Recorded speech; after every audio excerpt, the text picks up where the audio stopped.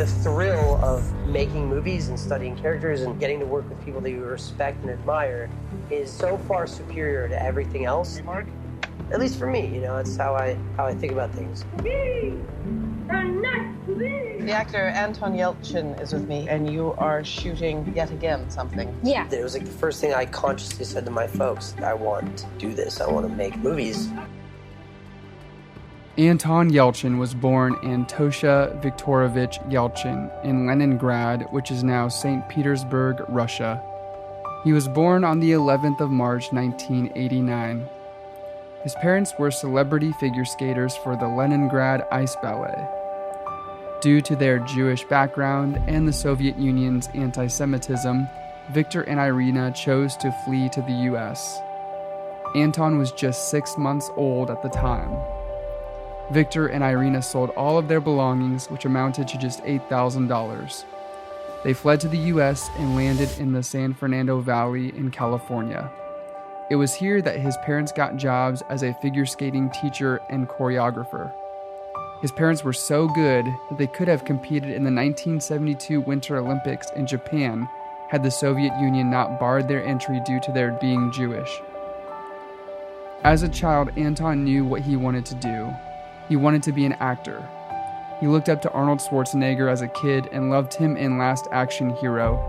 He also loved Space Jam. Anton's childhood friend Paul David described Anton as infinitely creative and very loud. Together they would film movies around the neighborhood with Anton's parents' camera. Around the age of 8, he was taken to Chris Kyer's acting class for 8 and 9-year-olds. Chris found out that Anton was very shy and worked on building his self-confidence during the first 6 months.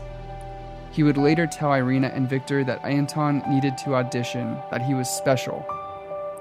Anton would audition for Chuck E. Cheese, where he would do an Arnold impersonation from Last Action Hero.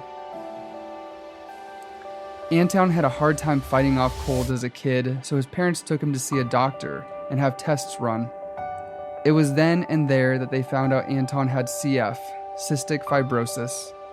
One of the main symptoms is shortness of breath and coughing up mucus. Anton wasn't told about his illness as a kid because his mother didn't want to worry him. She wanted him to keep acting and told her husband Victor that acting was the best medicine. Irina would take Anton to auditions all the time. Many times she would take him right when she got home from work, still dressed in her figure skating outfit. Irina had full faith and belief in Anton. Anton wasn't enjoying TV commercials that much, so he got himself an agent and auditioned for his first movie and fell in love with filmmaking and acting all over again. It was on his first movie set that he found his love for music and the guitar, shooting Man in Mostly Water.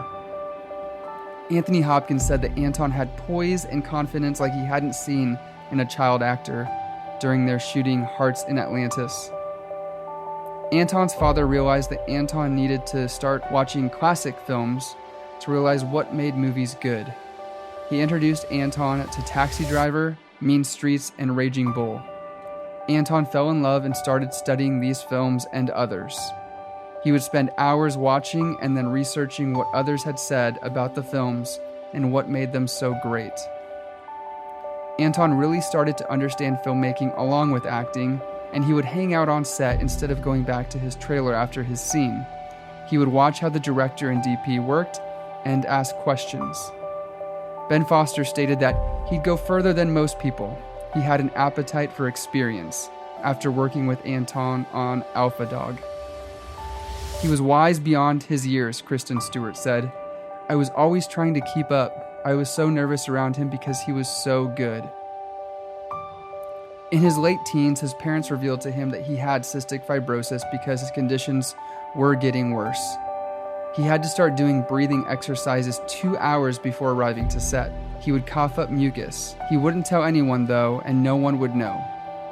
A few friends he had that were also struggling with medical conditions, he would talk to about it, but that was it for the time being. He would talk them through what they were going through and experiencing. He had a way of always being positive. Anton starred in Charlie Bartlett alongside Robert Downey Jr. in 2007. He chose the character Charlie because he liked how honest Charlie's character was. After Charlie Bartlett, he would get probably his most famous role as Pavel Chekhov in J.J. Abrams' reboot of Star Trek in 2009. This kid is so deep, Zoe Saldana would state. Anton and Chris Pine would play guitar together on set of Star Trek, where Anton would show Chris up a time or two. He always wanted to be the best at what he did. He joined a band with friends called the Hammerheads, where he played guitar and sang. Who he was as an artist went so beyond acting, he could do everything, his Terminator co-star Bryce Dallas Howard said. He would start to put muscle on and got very ripped, including some abs of steel. He joked that it was due to all his coughing. When his mom would come to set, he would get so excited. His mother, his Mamula, as he called her, was very special to him. He'd often write her every day, multiple times a day, and send her cards. Anton loved movies where he felt something for the character he was portraying because he knew he could do something special with the character. He also got into photography and photographed people. He would generally find his models on Craigslist. His images were a vast array of artsy, weird, and dirty. His models would sometimes wear masks. His co-star Chris Pine admitted to saying that several of his images definitely freaked him out, just a bit. Girls loved Anton. Sophie Simpson was his first serious girlfriend. However, due to being young, it didn't last long, and Anton was heartbroken when the two broke up. He was getting frustrated during this time with his work. He wanted to do movies that meant something or made people feel a certain way. He stated that he was raised to make cinema, and it's hard to make the cinema you really want to make. Because of his disease, he always wanted to get a lot done. He didn't want it to take him down, so he would work a lot. He would do risky indie films and then a studio film that was more like a job. He deeply felt the responsibility to educate himself and challenge himself, Willem Dafoe said. Anton stated, "Filmmaking is so insane. 100 people come together to capture just one shot perfectly." John Voight said that, "You're amazed when you see one of those talents. It's very rare," referring to Anton. During shooting the third and final Star Trek in Vancouver and Dubai, Anton became very skinny and his coughing got pretty bad. So bad, in fact, that he had to be hospitalized.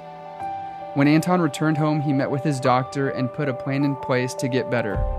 He was very worried about himself and was reading a lot of CF blogs during this time.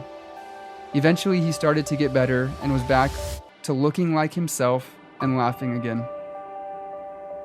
Anton was getting ready to make his directorial debut after some more small indie project films he wrapped up acting in. He had the script and the storyboard all done and the funding secured. His film was to be titled Travis, to pay homage to Taxi Driver. We broke a story on the website over the weekend that was tragic, and it was hard to believe, actually, as it kind of unfolded and we put it up. Anton Yelchin, who was an incredibly promising actor, star of Star Trek, and really had such a career, 27 years old, killed in this freakish accident at his home in the San Fernando Valley sometime late Saturday night. What happened is really horrifying. He has a house that has a gate in front, and he had just left to go to a rehearsal, and the driveway there is on an incline. And what happened was he apparently cleared the gate as he left his house. For whatever reason, decided he wanted to walk back to the security gate. Check something. As he walks back, the car starts to roll backwards, apparently, and he was pinned between the car and the brick piling next to the gate there. So what happened was this occurred sometime, probably, I'm guessing, at around 10:30 at night. He was supposed to be at a rehearsal at 11, and when he didn't show up, his friends became concerned, then alarmed, and at about 1 in the morning, they went to the house and discovered his body. He was pronounced dead at the scene.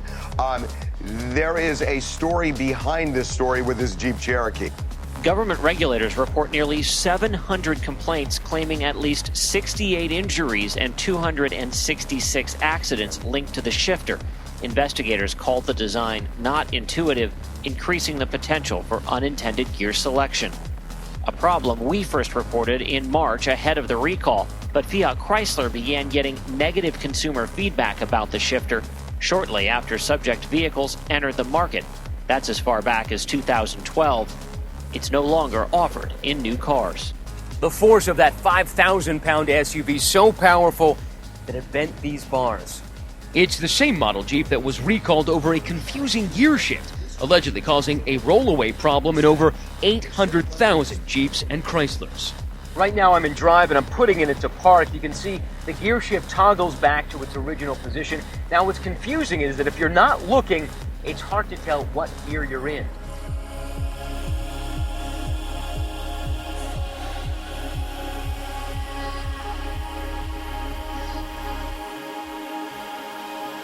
Dear Mamuli and Papulia, my life was blessed the moment I was born your son. It is difficult to express, and I am not sure that it can really be done, how grateful I am, how grateful I have always been, and always will be, how lucky I feel to have been born and have been raised by such extraordinary people. The greatest gift that I have, even was being born yours. I'm thankful every day of my life for you, for your love. I love you more than anything in this world, in this earth.